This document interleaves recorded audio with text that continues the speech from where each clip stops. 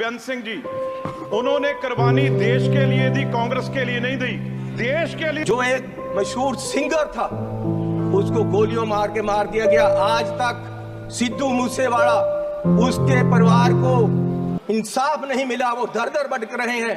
ये भी इमरजेंसी है, ये भी इमरजेंसी है। इमरजेंसी ये भी है कि 20 लाख लोगों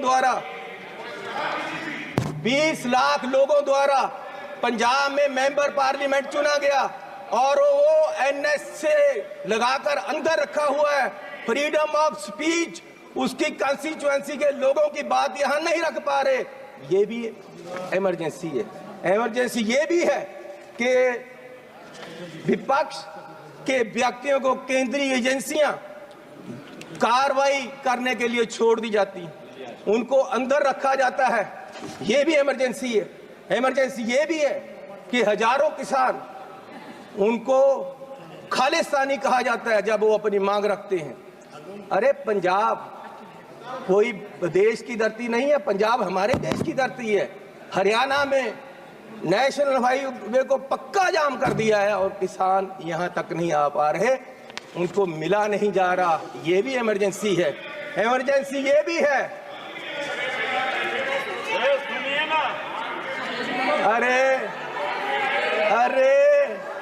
अरे फीलिंग ले लो, फीलिंग ले लो।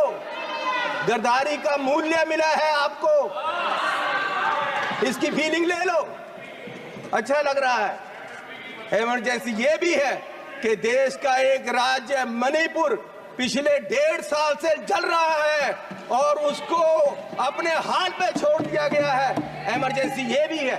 इमरजेंसी ये भी है कि हाथरस यूपी में एक दलित लड़की को आधी रात में जबरन अंतिम संस्कार किया गया। इमरजेंसी ये भी है कि मध्य प्रदेश में दलित व्यक्ति को के सिर पर, मुंह पर पेशाब कर दिया गया। इमरजेंसी ये भी है। इमरजेंसी ये भी है कि अपनी इज्जत के लिए धरना दे रही महिलाओं, पहलवानों को प्रदर्शन में प्रोपोगंडा बताया गया। इमरजेंसी ये भी है। इमरजेंसी ये भी है कि कोई पत्रकार सवाल करे तो उसको जेल में डाल दिया जाता है। इमरजेंसी ये भी है। इमरजेंसी ये भी है कि अपनी शिक्षा के लिए उतरे छात्रों को देश द्रोही बताया गया। इमरजेंसी ये भी। किस इमरजेंसी की बात कर रहे हैं? सुन लो भैया, सुन लो, सुन लो। माननीय चेयरमैन जी, मैं पंजाब के एक गरीब परिवार से आता हूँ।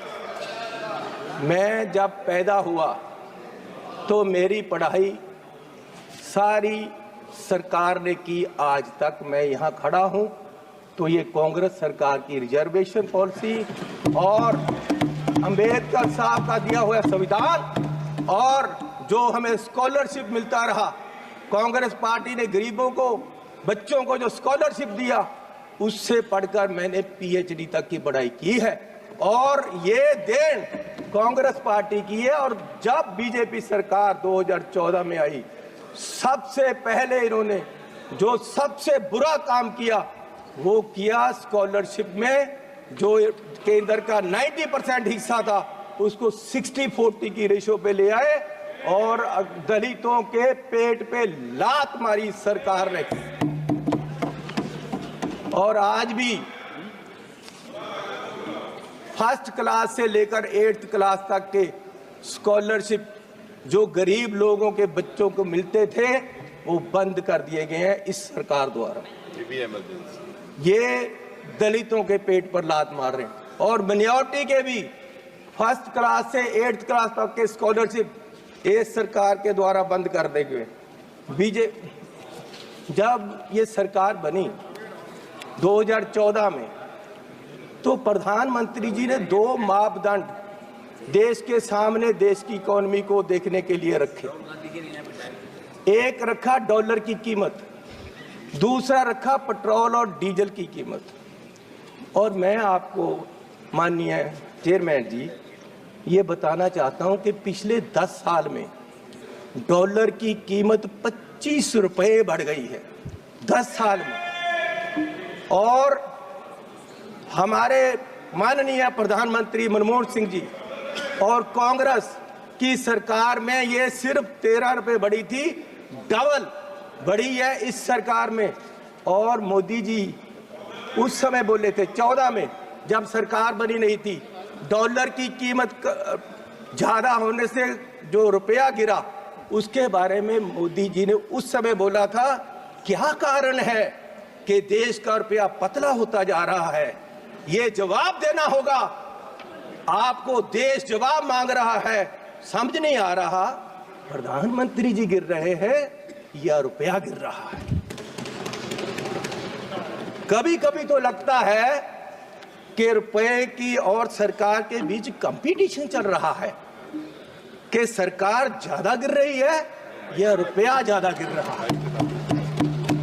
और मोदी जी ने कहा था जिस देश का रुपया कमजोर होता है उस देश की सरकार कमजोर होती है, उस देश का प्रधानमंत्री कमजोर होता है। मैं आज कहता हूं कि आज देश का रुपया कमजोर हो रहा है, आज देश की इकोनॉमी डूब रही है। क्या देश का रुपया कमजोर हो रहा है या प्रधानमंत्री जी कमजोर हो गए हैं या देश की सरकार कमजोर हो रही है?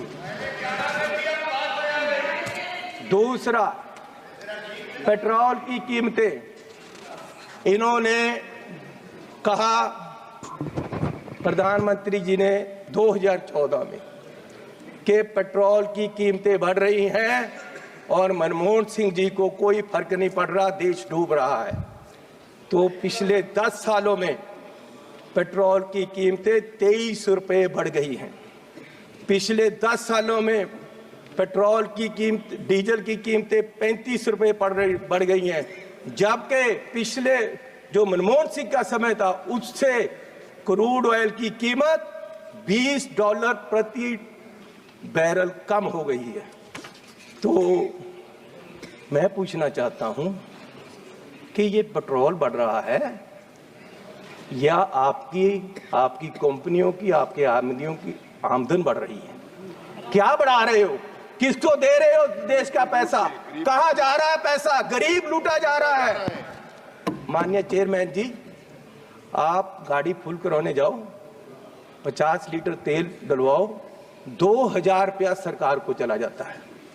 4 रुपए प्रति किलोमीटर हर व्यक्ति देश का गरीब सरकार को देता है चलने का। 1 किलोमीटर चलो 4 रुपए सरकार को गए, और सरकार 14 लाख करोड़ के घाटे में बैठी है।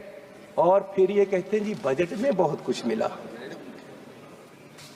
मैं एक एयरपोर्ट पे गया माननीय चेयरमैन जी, तो मुझे एक आदमी आया, उसने गुलदस्ता दिया, मेरा स्वागत किया, अभिनंदन है आपका।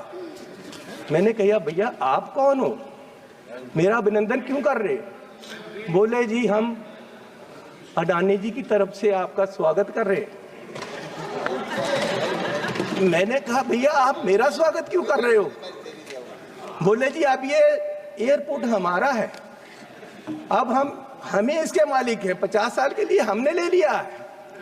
तो मैंने कहा यार चलो ठीक है, आपने ले लिया, आपका धन्यवाद। मैं जहाज में चला गया, जहाज में गया, वहां फिर मुझे बुक्के मिला।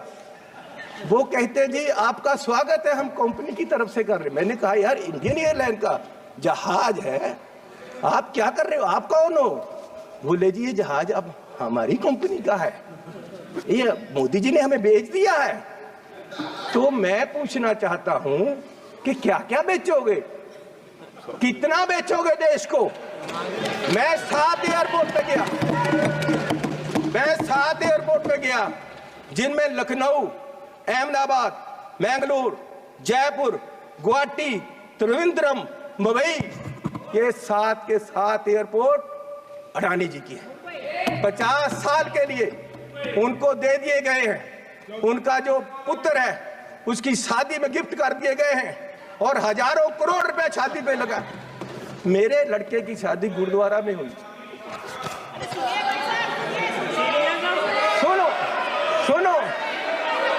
सुनो माननीय चेयरमैन जी, मेरे लड़के की शादी गुरुद्वारे में हुई। आज तक पुलिस पूछ रही है कि लंगर में क्या क्या पका था, दाल कितनी लगी थी और जो लंगर बनाने वाला उसको कितने पैसे दिए गए? आज तक 2 साल से पुलिस पूछ रही है मुझे, और इस शादी में हजारों करोड़ रुपया लगा है, और प्रधान जी बुक्के लेकर जा रहे हैं, प्रधानमंत्री जी, और उनका स्वागत कर रहे हैं। गरीब को लूटा जा रहा है, गरीब के पास खाने के लिए पैसा नहीं है, और प्रधानमंत्री जी वहां बुक्के लेकर हजारों करोड़ की शादी में जा रहे। कोई बात नहीं, क्या क्या बेचोगे? सारे एयरपोर्ट, जहाज बेच दिए। आप देश की संपत्ति के कस्टोडियन हो, मालिक नहीं हो। आप इसको बेचने की गलती मत करो, देश बर्बाद करने की मत करो। आप अपने आप को स्टेट्समैन बोलते हो, आप अपने आप को देश के बहुत बड़े खैर ख्वाह बोलते हो, और देश को बेच रहे हो। गरीब आदमी कहां जाएगा एक दिन? प्रधान सेवक जो हार समझकर पहना था, गला अपना सजाने को, वो नाग बनकर बैठे हैं गला काट खाने को। माननीय चेयरमैन जी, ईस्ट इंडिया कंपनी आई, उन्होंने पहले व्यापार पे कब्जा किया, ईस्ट इंडिया कंपनी ने, और व्यापार के माध्यम से देश की सतह पे कब्जा कर लिया। इनमें और अंग्रेजों में कोई फर्क नहीं, सिर्फ कलर का फर्क है। ये भी पहले सतह पे काबज हुए, और फिर सतह के माध्यम से आज ये देश की राजनीति के माध्यम से पूरे देश के व्यापार पे अपने आदमियों का कब्जा करा रहे हैं। और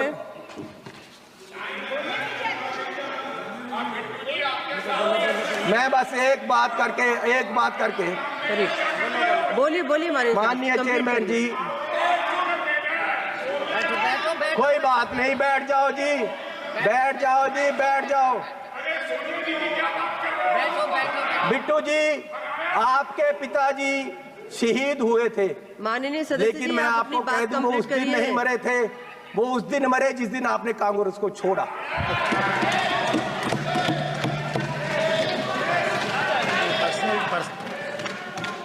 आज देश राहुल गांधी जी की तरफ देख रहा है। मैं आग्रह कर रही हूँ, माननीय चेयरमैन जी, आप वो मुझे तंग कर रहे हैं जी, उनको बोलो बैठे, उनको बुलाइए। वो पंजाब से आए थे, इसका मतलब ये नहीं कि मुझे तंग करते रहे। माननीय सदस्य सुनील माननीय चेयरमैन जी, मैं आपसे निवेदन करना चाहता हूँ कि आपने मेरा नाम लिया। मेरे दादाजी सरदार बेअंत सिंह जी, उन्होंने कुर्बानी देश के लिए दी, कांग्रेस के लिए नहीं दी, देश के लिए दी। और ये इस चन्नी की बैठो। ये अपनी जायदाद पूछे इनको, ये आप गरीबी की बात कर रहे हैं। अगर सारे पंजाब से सबसे अमीर आदमी ये ना हो और सबसे करप्ट ना हो, मैं अपना नाम बदल दूंगा। हजारों करोड़ का मालिक ये चरणजीत चन्नी है, और ये गोरा किसको कह रहे हैं? माननीय सदस्य सोनिया गांधी जी, वो कहाँ के हैं ये पहले बताएं भाई। सोनिया गांधी जी कहाँ के हैं? ये सबसे मीटू में, ये सारे केसों में ये सबसे करप्ट ये।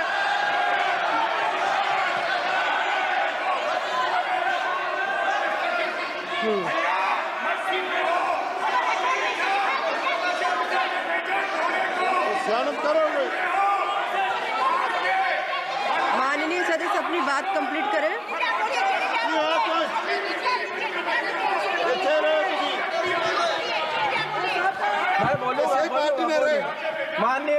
माननीय चेयरमैन जी, आपका धन्यवाद।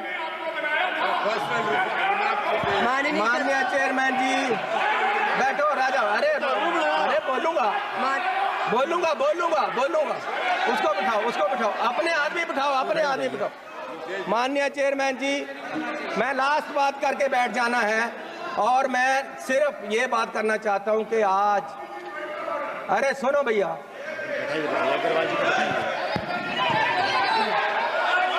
बैठ जाओ। सदस्य से आग्रह कर रही हूँ, बोलूंगा। माननीय चेयरमैन जी,